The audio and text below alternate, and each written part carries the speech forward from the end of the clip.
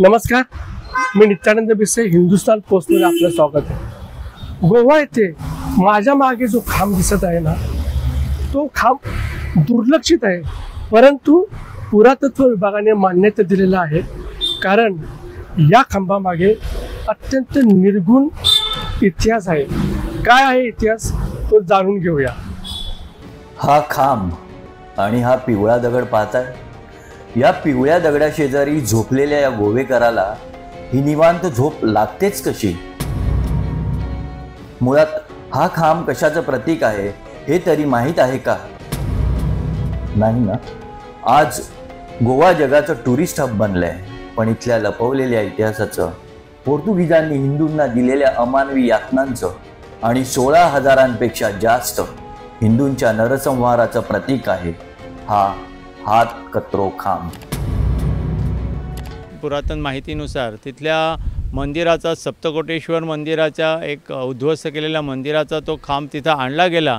आणि या ठिकाणी इतिहास असा आहे की जे बाटाबाटीच्या वेळी धर्मांतरित होत नव्हते, बाटले जात नव्हते, अशा अनेकांचे हात त्या ठिकाणी कापले जायचे आणि म्हणूनच या खांबाला हात कातरो खांब हे नाव ठेवलेलं आहे। हिंदू धर्मासाठी बलिदान दिलेल्या या हुतात्म्यांची आठवण करायला नको का? हात कापलेल्यांपैकी शेकडोंचे बळी पोर्तुगीजांनी घेतले, हा इतिहास समोर यायला नको का? आम्ही या शासनाकडे, आर्किओलॉजिकल ASI डिपार्टमेंटकडे, सगळ्यांकडे अनेक मागण्या केलेल्या आहेत की तिथं फलक लावा, या हातकातरो खांबाचं संरक्षण, संवर्धन करा। हा खांब एक पुरातन वारसा आहे। 1560 मध्ये पोपच्या आदेशाने गोव्यातल्या सेंट फ्रान्सिस झेवियर्सनं गोवा इन्क्विजिशन म्हणजेच धर्माच्या आधारावर न्यायपालिकेची स्थापना केली आणि धर्मांतर न करणाऱ्यांना शिक्षा म्हणून इथल्या देवळांचे खांब पाडून त्यातल्या या खांबांवर हात कापण्याची शिक्षा सुरू झाली। त्यात जे हिंदू ख्रिश्चन धर्म स्वीकारण्यास तयार नाहीत त्या हिंदूंचे हात कापले जायचे आणि जे हिंदू ख्रिश्चन झाले आहेत परंतु घरात गुपचूप हिंदू देवतांची पूजा करत आहेत अशा संशयित ख्रिश्चनांचे हात कापले जायचे।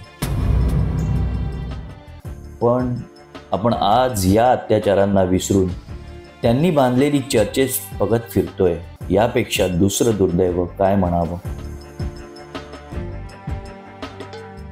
तर गोवा इन्क्विजिशनच्या नावाखाली या गोव्यात हिंदूंचं नरसंहार करण्यात आला होता। सेंट झेवियर या तथाकथित संतांनी याच खांबावर धर्मांतर न करणाऱ्या हिंदूंना हात आणि पाय बांधून त्यांचे हातपाय तोडण्यात आले होते, म्हणून याला हात कतरो खांब बोलतात। परंतु हा इतिहास मुद्दामून दडवण्यात येत आहे।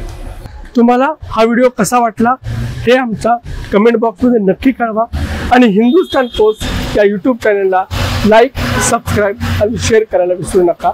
धन्यवाद।